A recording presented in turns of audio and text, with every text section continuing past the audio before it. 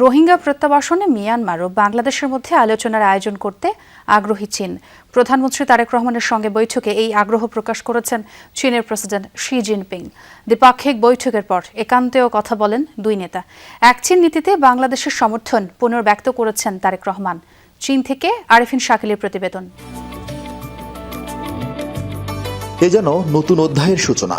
বাংলাদেশের প্রধানমন্ত্রী তারেক রহমানের সাথে চীনের প্রেসিডেন্ট শি জিনপিং এর সৌহার্দ্যপূর্ণ আন্তরিক শুভেচ্ছা বিনিময়ে বর্ণিল হয়ে ওঠে গ্রেট চায়নার গ্রেট হল অব দ্য পিপল।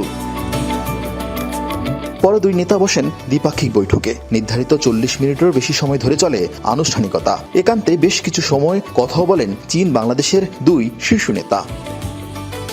পরে বৈঠকের বিষয়বস্তু গণমাধ্যমে তুলে ধরেন প্রধানমন্ত্রীর কার্যালয়ের মুখপাত্র মাহাদি আমিন। জানান, এই সফরে 17টি সমঝোতা স্মারকে সই করেছে দুই দেশ। এই দ্বিপাক্ষিক আলোচনার পর মাননীয় প্রধানমন্ত্রী এবং চীনের নেতৃত্বের সম্মতির উপর ভিত্তি করে মোট 17টি মেমোরেন্ডাম অফ আন্ডারস্ট্যান্ডিং বা এমইউ স্বাক্ষরিত হয়েছে। 16 পয়েন্ট সম্বলিত একটি যৌথ ইস্তেহার, যেটি আপনারা খুব শীঘ্রই পাবেন পাবলিকলি। সেখানে এই পুরো সফরের বিস্তারিত যে আন্ডারস্ট্যান্ডিংগুলো হয়েছে, যেখানে ঐক্যমত্য হয়েছে, সেই কনসেনসাসগুলো তুলে রাখা হবে। বৈঠকে সরকার প্রধান পূর্ণ ব্যক্ত করেন এক চীন নীতিতে বাংলাদেশের সমর্থন। রোহিঙ্গা সংকট সমাধানে চীনের দুতিয়ালি, বাংলাদেশ থেকে মিয়ানমার হয়ে অর্থনৈতিক করিডোর কিংবা তিস্তা মহাপরিকল্পনা বাস্তবায়নে অর্থায়ন সহ বিভিন্ন খাতে চীনের আগ্রহ প্রকাশ পায় দুই নেতার এই গুরুত্বপূর্ণ বৈঠকে। রোহিঙ্গার বিষয়ে বাংলাদেশের অবস্থান খুব সুনিশ্চিত। আমরা চাই সেফ, ভলান্টারি এবং ডিগনিফাইড ওয়েতে যারা আমাদের দেশে রোহিঙ্গা রয়েছেন ওনারা নিজ দেশে ফেরত যাক। এ বিষয়ে চীন আমাদেরকে কথা দিয়েছে যে আমরা যখন চাই ওনারা মায়ানমারের সাথে আমাদেরকে কোনো ডায়ালগ প্রয়োজন হলে সেখানে ফ্যাসিলিটেট করবে, এবং আমরা সেফ, ভলান্টারি এবং ডিগনিফাইড ওয়েতে রোহিঙ্গা প্রত্যাবাসন, যেটা ইতিপূর্বে শহীদ প্রেসিডেন্ট জিয়াউর রহমান এবং দেশনেত্রী বেগম খালেদা জিয়ার সময় শুধুমাত্র সম্ভব হয়েছিল, আমরা এই বিষয়ে সামনে আলোচনা শুরু করব। This visit has not only been historic, but it marks a new era and his vision of development for our country and the way he sees and views the region for cooperation and stability is widely being accepted by major leaders and significant leaders of the world. এর আগে সকালে প্রধানমন্ত্রী তারেক রহমানের সাথে বৈঠক করেন চীনের national people's কংগ্রেসের স্ট্যান্ডিং কমিটির চেয়ারম্যান, যিনি দেশটির তৃতীয় সর্বোচ্চ ব্যক্তি। পরে চীনের ঐতিহাসিক তিয়ানআনমেন স্কোয়ারে অবস্থিত স্মৃতিস্তম্ভে পুষ্পস্তবক অর্পণ করে চীনের বিপ্লবী বীরদের প্রতি শ্রদ্ধা জানান বাংলাদেশের প্রধানমন্ত্রী তারেক রহমান। এ সময় দুই দেশের জাতীয় সঙ্গীত পরিবেশন করা হয়। চীন সফররত প্রধানমন্ত্রী তারেক রহমান ঘুরে দেখেন কমিউনিস্ট পার্টির মিউজিয়াম। প্রধানমন্ত্রী লি কিয়াং এর আমন্ত্রণে 4 দিনের সরকারি সফরে চীনে যান প্রধানমন্ত্রী তারেক রহমান। এর আগে চীন সফরে আসা বাংলাদেশের সরকার প্রধানদের মধ্যে বেশিরভাগের অগ্রাধিকার তালিকার শীর্ষে ছিল ঋণ কিংবা আর্থিক সহযোগিতা। এক্ষেত্রে ব্যতিক্রম বর্তমান প্রধানমন্ত্রী তারেক রহমান। তিনি সবচেয়ে বেশি গুরুত্ব দিয়েছেন বাংলাদেশে বিনিয়োগ বাড়ানো, চীনের সঙ্গে বাণিজ্য ঘাটতি কমানো ও পাশাপাশি বাংলাদেশের অবকাঠামোগত উন্নয়নে চীনের সহযোগিতা আরও বৃদ্ধি করা। প্রধানমন্ত্রীর দুই উপদেষ্টা বলছেন, তারা ধীরে ধীরে ঋণ নির্ভরতা থেকে বেরিয়ে সক্ষমতা বৃদ্ধি করতে চায়। বাংলাদেশের এই অবস্থানকে সমর্থন জানিয়েছে চীন। বলছে, বাংলাদেশের এই অবস্থানেও চীন বরাবরের মতো পাশে থাকবে। আরেফিন শাকিল, যমুনা নিউজ, বেইজিং, চীন। মালয়েশিয়া ও চীন সফর শেষে দেশে ফিরেছেন প্রধানমন্ত্রী তারেক রহমান। 6 দিনের রাষ্ট্রীয় সফরের পর রাত 8:45টার দিকে প্রধানমন্ত্রী ও সফর সঙ্গীদের বহনকারী ফ্লাইট হযরত শাহজালাল আন্তর্জাতিক বিমানবন্দরে অবতরণ করে।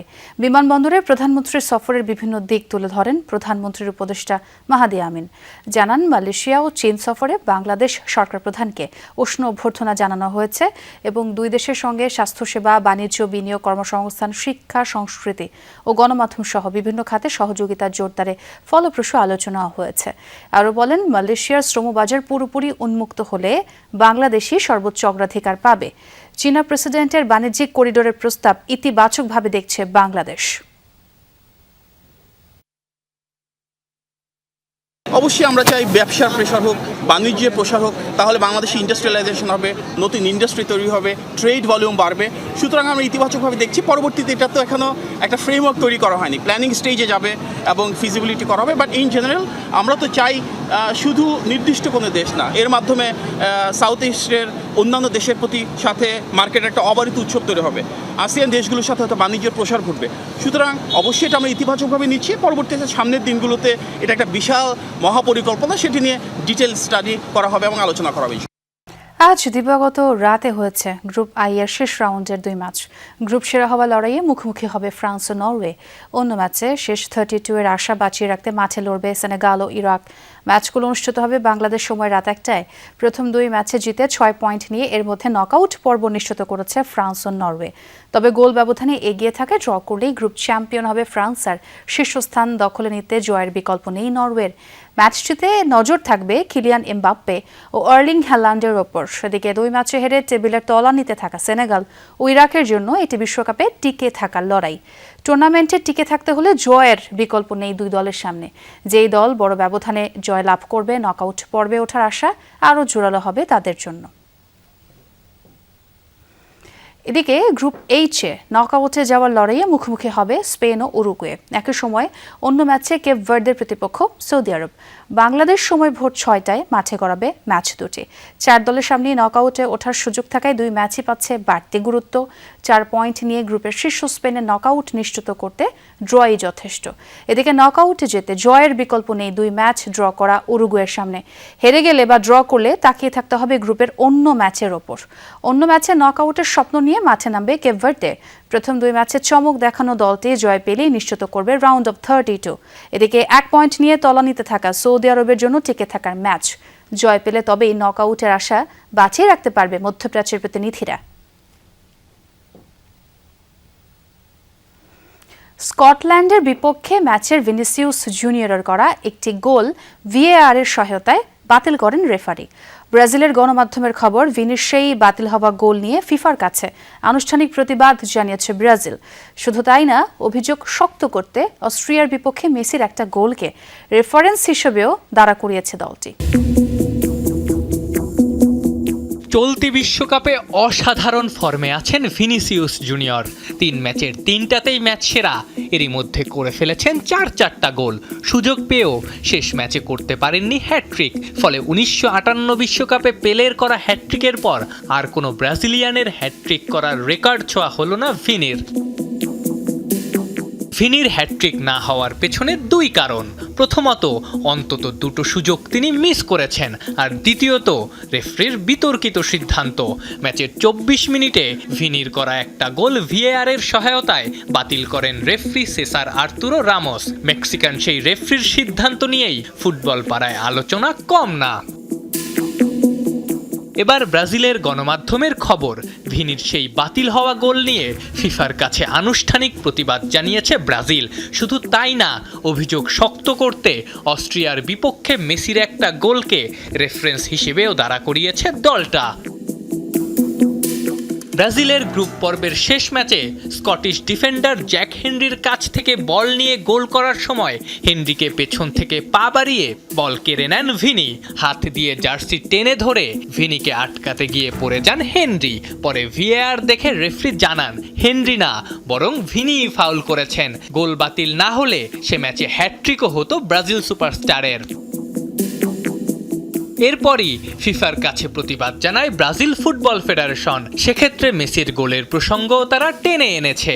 অস্ট্রিয়ার বিপক্ষে মেসির 38 মিনিটের গোলের বিল্ড আপে অস্ট্রিয়ার ফুটবলারকে Argentine midfielder Alexis MacAllister tackle করলেও রেফারি খেলা চালিয়ে যাওয়ার নির্দেশ দেন। সেই আক্রমণ থেকে মেসি গোল করার পর অস্ট্রিয়ার খেলোয়াড়দের প্রতিবাদও আমলে নেওয়া হয়নি। এই ঘটনায় রেফারেন্স হিসেবে টেনেছে ব্রাজিল। গ্রুপ চ্যাম্পিয়ন হয়ে রাউন্ড অফ 32 নিশ্চিত করেছে ব্রাজিল। এই ম্যাচে দলটার প্রতিপক্ষ জাপান। আফনান পিয়াল, যমুনা স্পোর্টস। 2026 বিশ্বকাপে জার্মানি স্পেনরা যখন গ্রুপ পর্বেই ঢুকেছে, তখন লিওনেল মেসির জাদুকরী ফর্মে উড়ন্ত সূচনা করেছে আর্জেন্টিনা। তবে গ্রুপ পর্বের এই অতি আধিপত্য কি নকআউটের আগে কোনো অশনি সংকেত? ইতিহাস এবং মেসি নির্ভরতার ঝুঁকি বিশ্লেষণ থাকছে এবারের প্রতিবেদনে। উড়ন্ত সূচনায় ট্রফির পথে ছুটছে আর্জেন্টিনা, কিন্তু এই উড়ন্ত সূচনা কি আর্জেন্টিনার আশীর্বাদ নাকি লুকিয়ে আছে কোনো ঝুঁকি?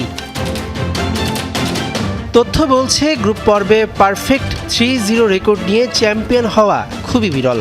শেষ 24 বছরে কোনো দলই গ্রুপের সব ম্যাচ জিতে বিশ্বকাপ জিততে পারেনি। ব্রাজিল 1970 ও 2002 বিশ্বকাপ আর ফ্রান্স 1998 বিশ্বকাপেই ছিল কেবল ব্যতিক্রম।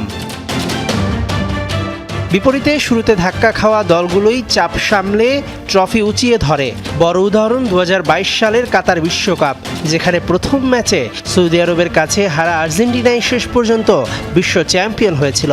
1982 সালের ইতালি কিংবা 2010 সালের স্পেনও গ্রুপ পর্বে ধুঁকতে ধুঁকতে শিরোপা জিতেছিল। এই অতি উড়ন্ত সূচনার বড় ঝুঁকি হলো চরম মেসি নির্ভরতা। গ্রুপ পর্বে সহজ জয়ের কারণে দলের অন্য ফুটবলারদের কঠিন পরিস্থিতি সামলানোর পরীক্ষা এখনও হয়নি। নকআউটের কোনো ম্যাচে প্রতিপক্ষ যদি মেসিকে বোতলবন্দি করে ফেলে, তবে প্ল্যান বির অভাবে পড়তে হতে পারে লিওনেল স্কালোনির দলকে। কিন্তু গোল কনসিভ করার পর আলবিসেলেস্তেরা কিভাবে চাপ সামাল দেয়, সেই পরীক্ষাও এখনও হয়নি। ফুটবলের সৌন্দর্য হয়তো এখানেই। কাগজে কলমে ফেভারিটরা হোঁচট খায় আর আন্ডারডগরা বাজিমাত করে। এখন দেখার পালা ইতিহাস কোন পথে হাঁটে। মেহেদি নাইম, যমুনা স্পোর্টস। হামের উপসর্গ নিয়ে 24 ঘন্টায় দেশে আরও 4 জনের মৃত্যু হয়েছে। এ নিয়ে শিশু মৃত্যুর সংখ্যা 700 ছাড়ালো। স্বাস্থ্য অধিদপ্তরের প্রতিবেদন অনুযায়ী গতকাল বৃহস্পতিবার সকাল 8টা থেকে আজ সকাল 8টা পর্যন্ত নতুন করে মারা গেছে 4 জন। এ নিয়ে গত 15 মার্চ থেকে এখন পর্যন্ত হামের উপসর্গে মারা গেছে 609 শিশু। নিশ্চিত হামে মৃত্যু 93 শিশুর। সব মিলিয়ে মৃত্যুর সংখ্যা 702। সর্বশেষ 24 ঘন্টায় সারা দেশে আরও 869 জনের শরীরে হামের উপসর্গ দেখা দেওয়ার তথ্য পাওয়া গেছে। 15 মার্চ থেকে এখন পর্যন্ত হামের উপসর্গ দেখা দেওয়া রোগীর সংখ্যা 97,522। 15 মার্চ থেকে এখন পর্যন্ত হামের উপসর্গ নিয়ে হাসপাতালে ভর্তি হয়েছে 81,283 জন। এর মধ্যে সুস্থ হয়ে হাসপাতাল ছেড়েছে 77,613 জন। দেশে হামের ভয়াবহতা কোভিডের চেয়েও বেশি। করোনা আক্রান্ত হয়ে 1 থেকে 10 বছর বয়সী শিশু মারা গেছে 243 জন। অথচ দেশে হাম আক্রান্ত হয়ে এর মধ্যে মারা গেছে 700 শিশু। বিশেষজ্ঞরা বলছেন টিকা দেয়া হলেও কার্যকারিতা কম। মা ও শিশুর পুষ্টিহীনতার কারণে রোগ প্রতিরোধ ক্ষমতা তৈরি হয়নি বলে মনে করেন তারা। রাজধানীর শিশু হাসপাতালের বিছানায় 8 মাসের হাসান আলী। হামে আক্রান্ত হওয়ার পর প্রায় সুস্থ হয়ে গিয়েছিল শিশুটি। এরই মধ্যে বেড়েছে শ্বাসকষ্ট, ধরা পড়েছে নিউমোনিয়া। হামের লেগা কোনো একটা না, এখন হইলে গিয়া নিউমোনিয়া আর শ্বাসকষ্ট, এই দুইটা সমস্যা আর কি। রাজধানীর শিশু হাসপাতালে ভর্তি অধিকাংশ শিশুই হামের পর নিউমোনিয়ায় আক্রান্ত। 1.5 মাস বয়সী জাবের ও 4 মাস বয়সী মুন্তাসিরের মতো এমন অনেক শিশুই শ্বাসকষ্ট ও নিউমোনিয়া জটিলতায় চিকিৎসা নিচ্ছে। চিকিৎসকরা বলছেন আক্রান্তদের বড় অংশই পর্যাপ্ত বুকের দুধ পায়নি। বুকের দুধ পাইতো না, তো তাই জন্য ডাক্তারের সাথে পরামর্শ নিয়ে লেট্টোজেন আনছিলাম। এখানে আনার পর বলতেছে যে হাম হয়েছে, প্লাস নিউমোনিয়া ধরা পড়ছে আর কি। গুঁড়া দুধ বলতে দুধ খাওয়াইছি, এরকম বুকের দুধও খাওয়াইছি, এর ভিতরে আলাদা আর কি একটু খাবার খাওয়াইছি। চলতি বছরের জানুয়ারি থেকেই শিশু হাসপাতালে বাড়ছে হামের রোগী। মে মাসে ভর্তি ছিল 499 জন, আর জুনের প্রথম 20 দিনেই ভর্তি হয়েছে 357 শিশু। আক্রান্তদের বড় একটি অংশেরই বয়স 6 মাসের কম। স্বাস্থ্য অধিদপ্তরের তথ্য অনুযায়ী দেশে হামে আক্রান্তের সংখ্যা প্রায় 1 লাখ, আর মৃত্যু ছাড়িয়েছে 700। অথচ করোনায় দেশে 0 থেকে 10 বছর বয়সী শিশুদের মৃতের সংখ্যা ছিল 243। প্রাদুর্ভাব নিয়ন্ত্রণে গত এপ্রিল-মে মাসে জাতীয় হাম রুবেলা টিকাদান কর্মসূচি চালানো হয়। তবে বিশেষজ্ঞরা বলছেন টিকার কার্যকারিতা ও 95% কাভারেজ নিয়ে প্রশ্ন রয়েছে। আর চিকিৎসকরা বলছেন নতুন করে নয়, বরং হাম পরবর্তী জটিলতা নিয়েই বেশি ভর্তি হচ্ছে শিশুরা।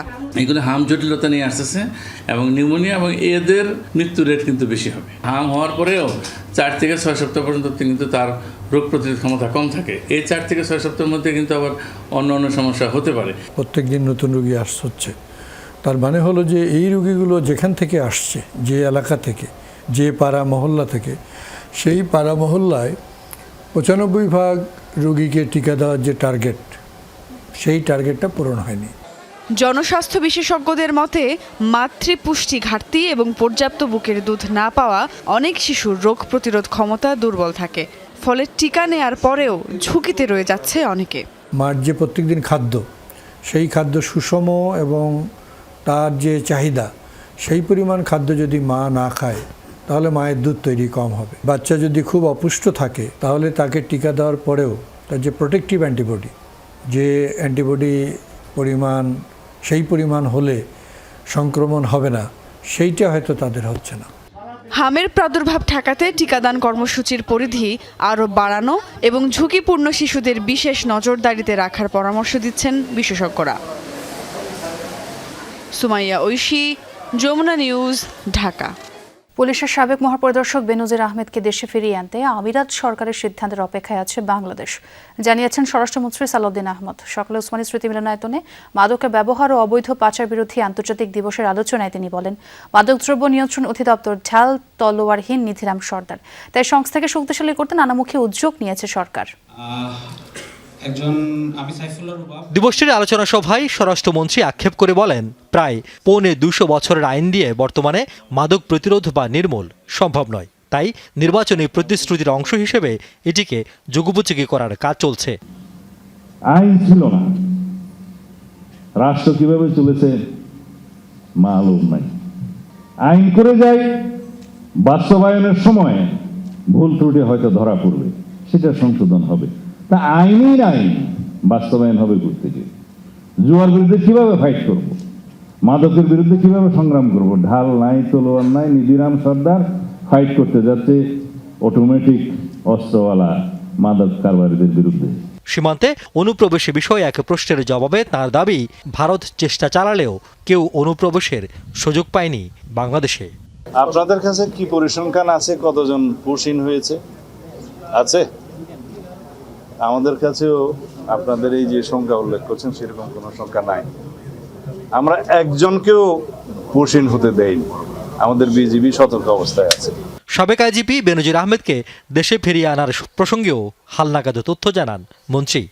বেনজিরকে গ্রেপ্তার করার পরে যে ইমেইলে মেসেজ দিয়েছিল 30 দিনের ভিতরে যেন আমরা প্রয়োজনীয় কাগজপত্র পাঠাই তাকে ফেরত আনার ব্যাপারে, আমরা 3 দিনের ভিতরে তৈরি করে দিই। পররাষ্ট্র মন্ত্রণালয়ের মাধ্যমে সেটা ইউই গভর্নমেন্টের কাছে গিয়েছে, আমাদের এমবেসি ইউই গভর্নমেন্টের কাছে হস্তান্তর করেছে কয়েকদিন আগে। ইউই গভর্নমেন্টের তরফ থেকে আমাদেরকে এখনো কিছু জানানো হয় না, আশা করি খুব শিগগির জানানো হবে। ধন্যবাদ।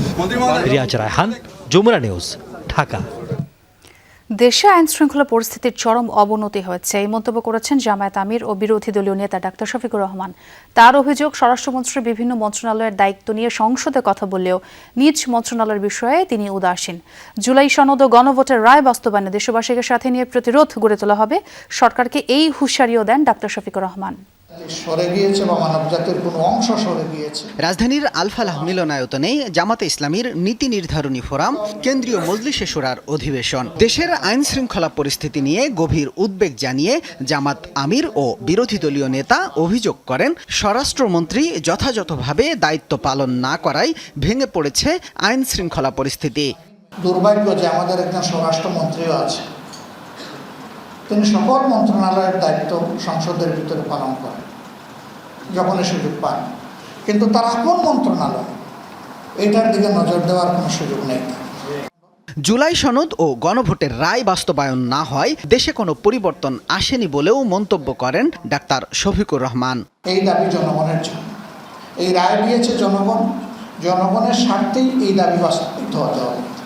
এ সময় সরকারকে যথাযথভাবে দায়িত্ব পালনের আহ্বান জানিয়ে ইতিবাচক সব কাজে সহযোগিতার আশ্বাস দেন ডাক্তার শফিকুর রহমান। শামীম রেজা, যমুনা নিউজ, ঢাকা।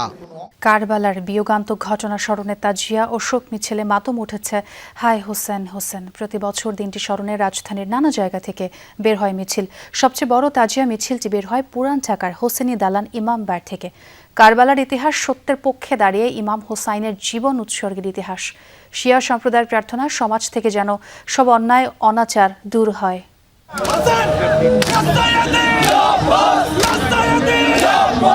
নীল শিয়া আসমান, লালে লাল দুনিয়া, আম্মা লাল তেরি খুন কিয়া খুনিয়া, কাঁদে কোন ক্রন্দসী কারবালা ফুরাতে, সে কাঁদনে আশু আনে সীমারের ছোড়াতে।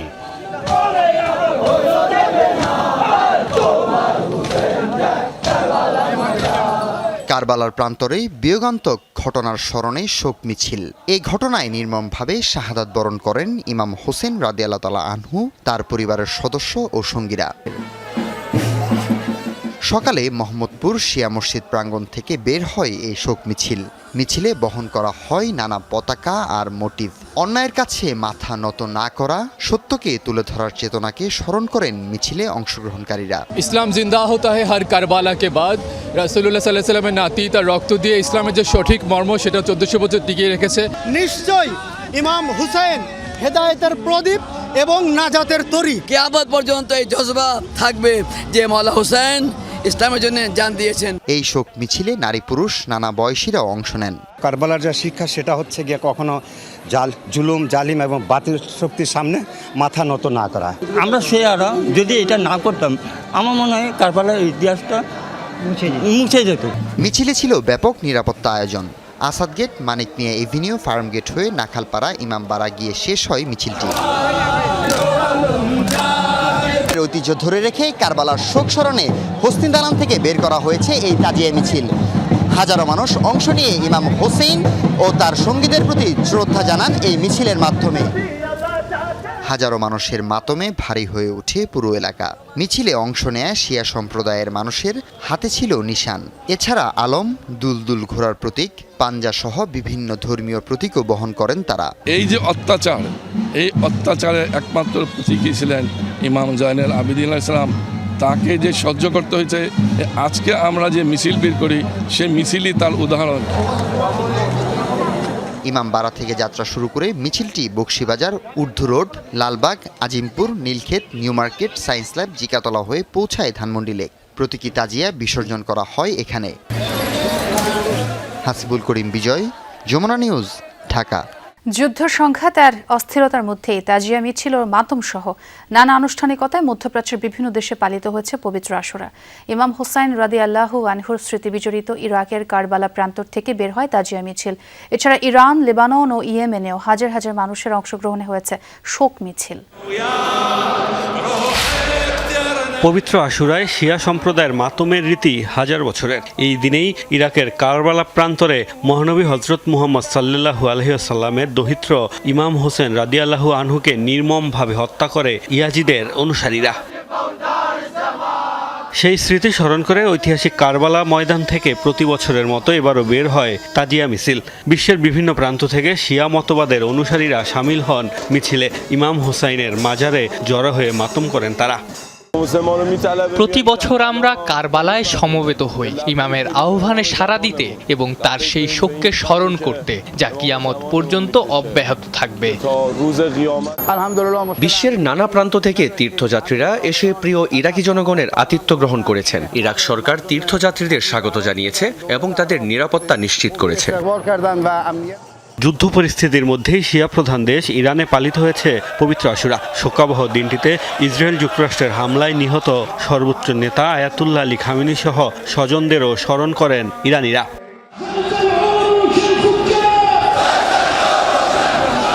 ইয়েমেন ও লেবাননে তাজিয়া মিছিল, শোকের মাতম সহ নানা আনুষ্ঠানিকতায় দিনটিকে স্মরণ করা হয়েছে।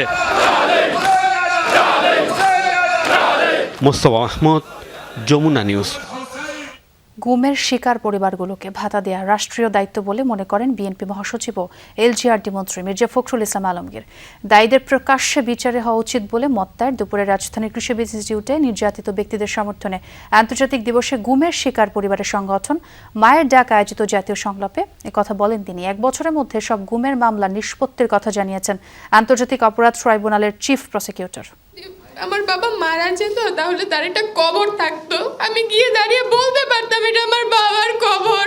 আমার বাবাকে ওরা ফিরিয়ে দেয়। বাবাকে মনে নেই, বেঁচে আছেন কিনা তাও জানেন না সন্তান স্বজনরা। যারা ফিরে এসেছেন তাদের অভিজ্ঞতা শুনলেও শিউরে ওঠে গা। মনে হয়েছিল আমার জীবন মনে হয় এখানেই থেমে যাবে। স্বৈরাচার শাসন আমলে এই গুমের ভিকটিমরা ছিল নিজের দেশের উদ্বাস্তু। এত নির্মম নিষ্ঠুরতা চালিয়েছেন যারা, তাদের বিচারের জন্য একাট্টা থাকার পরামর্শ ডেপুটি স্পিকারের।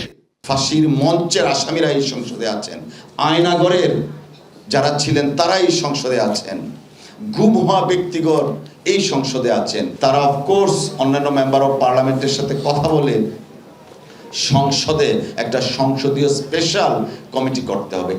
অনুষ্ঠানে আন্তর্জাতিক অপরাধ ট্রাইব্যুনালের চিফ প্রসিকিউটর আমিনুল ইসলাম জানান, 1 বছরের মধ্যেই ট্রাইব্যুনালে ঝুলে থাকা সব গুমের মামলার নিষ্পত্তি করা হবে। অনেক পরিবারের সদস্য আমাদের কাছে আসতে চান না, আমরা অনেক কষ্ট করে তাদেরকে ফোন করে নোটিশ পাঠিয়ে আমরা কিন্তু তাদেরকে আনতে পারি না, তখন আমরা বাধ্য হয়ে তাদের কাছে যাই। গুমের শিকার পরিবারগুলোর কথা বলতে গিয়ে আবেগতাড়িত হয়ে পড়েন বিএনপি মহাসচিব ও এলজিআরডি মন্ত্রী মির্জা ফখরুল ইসলাম আলমগীর। ওই ছোট ছোট মেয়েগুলো যখন বলে যে বলে গেল আপনি এই কষ্ট রাখা যায় না, বারবার করে বলেছি যদি মুক্তিযোদ্ধাদের ভাতা দেওয়া হয়, জুলাই যোদ্ধাদের ভাতা দেওয়া হয়, তাহলে গুম হয়ে পরিবারগুলোকে কেন ভাতা দেওয়া হবে? তবে সরকারের কর্তা ব্যক্তিদের আশ্বাসে খুশি হতে পারছেন না গুম নির্যাতনের শিকার পরিবারগুলো। অনুরোধ করব অন্তত পক্ষে যাতে উনাকে হাত করা পড়ে এর পরের বার আমরা আদালতে আসতে দেখি। আল আমিনা কহন, যমুনা নিউজ, ঢাকা। কুমিল্লায় মাদক বিরোধী মানববন্ধনে অংশগ্রহণকারীদের বাড়িঘরে হামলা এবং স্কুল শিক্ষার্থী ইথান আহমেদ গুলিবিদ্ধের ঘটনায় একজনকে গ্রেফতার করেছে পুলিশ। স্থানীয়দের অভিযোগ, মাদক নিয়ে পুলিশকে তথ্য দিলে উল্টো মাদক কারবারিদের রোষানলে পড়তে হয়। পুলিশের ভূমিকা নিয়েও তারা তুলেছেন প্রশ্ন। সকালে ঘটনাস্থল পরিদর্শন করে অপরাধীদের দ্রুতই আইনের আওতায় আনার আশ্বাস দেন চট্টগ্রাম রেঞ্জের ডিআইজি।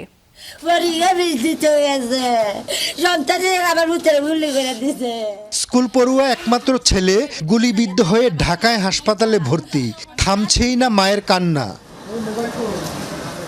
কুমিল্লা নগরীর কাটাবিল রফিকুদ্দিন মেমোরিয়াল হাই স্কুলের 6ষ্ঠ শ্রেণীর শিক্ষার্থী ইথান আহমেদ বৃহস্পতিবার পরীক্ষার ফি জমা দিয়ে টিফিনের বিরতিতে বাসায় যাচ্ছিল।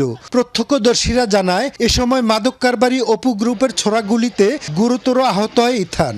ফুসফুসে ছিদ্র হয়ে গেছে, গুলি কি বুঝি বুলেট চিকিৎসা চলতেছে না, আমি চাই দ্রুত চিকিৎসা চলুক।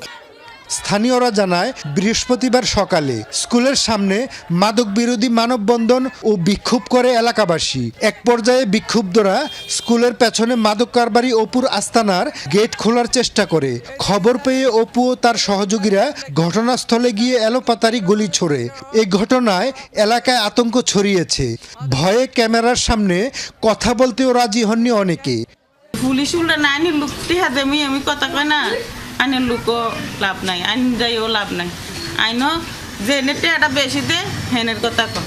ঝগড়া থামে গেলে প্রশাসন চলে যায়, এরপর আর কোনো অ্যাকশন থাকে না। প্রশাসন এটা অ্যাকশন নিলে এলাকা নির্মূল হয়ে যায়। কিন্তু ঘটনাস্থল পরিদর্শন করেছেন চট্টগ্রাম রেঞ্জের ডিআইজি। খোঁজ খবর নেন আহতের পরিবারের। মানুষকে নিরাপদে বাঁচার থাকার যত রকমের প্রচেষ্টা আমাদের আছে, পুলিশ সেই চেষ্টা করে যাবে। আমরা সেই নির্দেশনা দিয়েছি, সেই চেষ্টা আমরা করে যাচ্ছি।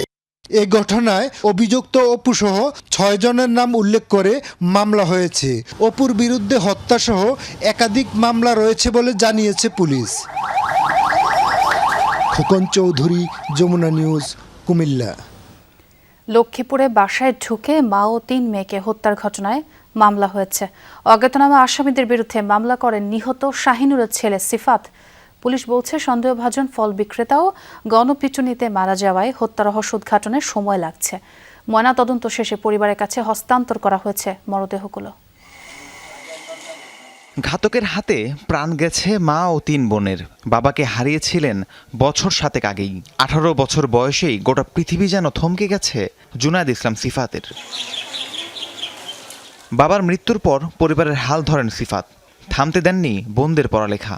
বৃহস্পতিবার দুপুরে হঠাৎই খবর আসে, রায়পুরায় ভাড়া বাসায় ঢুকে তার মা ও 3 বোনকে ছুরিকাঘাত করেছে দুর্বৃত্ত। ছুটে গিয়ে দেখতে পান পরিবারের সদস্যদের রক্তাক্ত মরদেহ। আরেকবার ফোন দিয়েছে, আসতে আবার বাড়াইছে তাদের বাসার দিকে আসি, তো দেখি আম্মু রান্না করে রয়েছে রক্তাক্ত অবস্থায়, আর 3 বোন ভিতরে 3 জন। আমার মাইয়ার কিছু স্বর্ণ অলঙ্কার আছিল, ইদিল মারতারে। বিক্ষুব্ধ জনতার পিটুনিতে প্রাণ গেছে ফল বিক্রেতা সন্দেহভাজন অন্তরের। হত্যার মোটিভ জানতে পুরো ঘটনাটি খতিয়ে দেখছে পুলিশ। সকালে সদর হাসপাতালে মরদেহগুলোর ময়নাতদন্ত করা হয়। সাসপেক্ট অ্যাকিউজড সেও মারা গেছে, ভিকটিম সেও মারা গেছে। যার কারণে এর উদ্ঘাটন করতে একটু সময় লাগতেছে। ভেজাইনাল সোয়াবের কালেকশন করার কথা বলা হয়েছে, আমরা ভেজাইনাল সোয়াব কালেকশন করেছি, সেটা আমরা রিপোর্ট পাওয়ার আগ পর্যন্ত কিছু বলা যাচ্ছে না।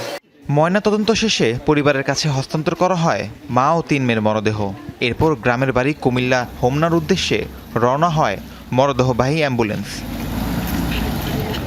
লক্ষ্মীপুরের রায়পুরা থানায় অজ্ঞাতনামাদের আসামি করে মামলা করেছেন সিফাত। রাহিম সারোয়ার, যমুনা নিউজ। 6.5 মাত্রা শক্তিশালী ভূমিকম্পে কেঁপে উঠেছে ফিলিপাইন। শুক্রবার দেশটির দক্ষিণাঞ্চলের সবচেয়ে বড় দ্বীপ মিন্দানাওয়ের দক্ষিণ উপকূলে অনুভূত হয় কম্পন। মার্কিন ভূতাত্ত্বিক জরিপ সংস্থার তথ্য অনুযায়ী ভূমিকম্পের উৎপত্তিস্থল ফিলিপাইনের বালুঙ্গুয়ান এলাকা থেকে 22 মাইল দক্ষিণে ভূপৃষ্ঠের 33 মাইল গভীরে। ভয়াবহ কম্পন অনুভূত হয় আরেক শহর জেনারেল সান্তোসেও। এখন পর্যন্ত মেলেনি কোনো হতাহতের খবর। যে কোনো পরিস্থিতি মোকাবেলার জন্য তৎপর রয়েছে দেশটির প্রশাসন। সময়ের সাথে পাল্লা দিয়ে ভূমিকম্পে বিপর্যস্ত ভেনেজুয়েলায় চলছে উদ্ধার অভিযান। এখন পর্যন্ত নিখোঁজ 50,000-এরও বেশি মানুষ। ধ্বংসস্তূপ থেকে বের করা হচ্ছে একের পর এক মরদেহ, মিলছে জীবিতদেরও সন্ধান। এ পর্যন্ত উদ্ধার হয়েছে 589 জনের মরদেহ, আহত 4,300। সবচেয়ে বেশি বিপর্যস্ত উপকূলীয় শহর লা গুয়াইরা, যেখানে ধসে পড়েছে শতাধিক ভবন। ভেনেজুয়েলার এই দুর্যোগ যুদ্ধ সংঘাতে বিভক্ত বিশ্বকে করেছে ঐক্যবদ্ধ। একসময় শত্রু যুক্তরাষ্ট্র তো বটেই, উদ্ধার অভিযানে যোগ দিয়েছে চিলি, মেক্সিকো সহ বহু দেশ। ভেনেজুয়েলার উপকূলীয় শহর লা গুয়াইরা এখন যেন যুদ্ধবিধ্বস্ত কোনো নগরী। বিস্তীর্ণ এলাকা পরিণত হয়েছে ধ্বংসস্তূপে। বুধবারের ভয়াবহ ভূমিকম্পে সবচেয়ে বেশি ক্ষতিগ্রস্ত 4,80,000 বাসিন্দার এই শহর। ধসে পড়েছে শতাধিক ভবন, ক্ষয়ক্ষতির শিকার 70,000-এর বেশি পরিবার। বহু স্থাপনা ধসে পড়েছে রাজধানী কারাকাসেও। ভূমিকম্পের পর অনেকটা সময় পেরিয়ে গেলেও এখনও ধ্বংসস্তূপের নিচে চাপা পড়ে আছে হাজার হাজার মানুষ। হতভাগ্যদের মধ্যে যারা বেঁচে আছেন, সময় গড়ানোর সাথে সাথে কমছে তাদের জীবিত পাওয়ার সম্ভাবনা। প্রয়োজনীয় যন্ত্রপাতির সংকট উপেক্ষা করেই ধ্বংসস্তূপ সরিয়ে জীবিতদের সন্ধানে নিরলস চেষ্টা উদ্ধারকর্মীদের। খোঁজা হচ্ছে নিহতদের মরদেহ। প্রাণহানির এই সংখ্যা কোথায় গিয়ে থামবে তা এখনও অজানা। নিখোঁজ প্রিয়জনদের জীবিত পাওয়ার আশায় ভিড় করছেন স্বজনরা। বুঝতে পারছি না কি করব। আমি সবার জন্য ঈশ্বরের কাছে প্রার্থনা করছি। পরিস্থিতি এমন যে আমাদের বাড়িঘর ধ্বংস হয়ে গেছে। আমি জানি না সে কোথায় চাপা পড়ে আছে। সেনাবাহিনীকে বলবো আপনারা আমাদের সহায়তা করুন। মানুষের আপনাদের প্রয়োজন এখন। ট্রাক্টর, এক্সকাভেটর নিয়ে নির্মাণ শ্রমিকদের নিয়ে আসুন। আমরা আপনাদের অপেক্ষায়। যুদ্ধ সংঘাতে যখন বিভক্ত বিশ্ব, তখন ঐক্যের বার্তা দিচ্ছে ভেনেজুয়েলার এই দুর্যোগ। একসময় যাদের সাথে ছিল বৈরী সম্পর্ক, সেই যুক্তরাষ্ট্র এরই মধ্যে যোগ দিয়েছে উদ্ধার তৎপরতায়। মেক্সিকো, চিলি, এল সালভাদোর সহ আরও কয়েকটি দেশও পাঠিয়েছে উদ্ধারকারী দল। মানবিক সহায়তা ও চিকিৎসা সরঞ্জাম দিয়ে দেশটির পাশে দাঁড়াচ্ছে অনেকে। দুর্যোগ মোকাবেলায় ভেনেজুয়েলার উপর থেকে নিষেধাজ্ঞা প্রত্যাহারেরও দাবি বেশ জোরালো হয়েছে। মোস্তফা মাহমুদ, যমুনা নিউজ। চীনের রাজধানী বেইজিংয়ের সর্বোচ্চ বহুতল ভবনে আশ্রয় পড়ল একটি ছোট বিমান। শুক্রবার স্থানীয় সময় বিকেলে এই ঘটনার সাক্ষী হয় স্থানীয়রা। এখনও হতাহতের খবর পাওয়া যায়নি। এর মধ্যে সামাজিক যোগাযোগ মাধ্যমে ছড়িয়ে পড়েছে ভিডিও। বিভিন্ন ফুটেজে 109 তলা বিশিষ্ট আকাশচুম্বী ভবনটি থেকে কাঁচ ও কংক্রিট ভেঙে পড়ার দৃশ্য দেখা যায়। দুর্ঘটনার পরপরই বহুতল ভবনটি থেকে সাধারণ মানুষকে দ্রুত নিরাপদ স্থানে সরিয়ে নেওয়া হয়। ভবনটি ঘিরে ফায়ার সার্ভিস, পুলিশের গাড়ি এবং অ্যাম্বুলেন্স জড়ো হতে দেখা যায়। মার্কিন গণমাধ্যম CNN জানাচ্ছে, যান্ত্রিক ত্রুটির কারণে আকাশযানটি তার নির্ধারিত আকাশপথ থেকে সরে গিয়ে ভবনে আঘাত আনে।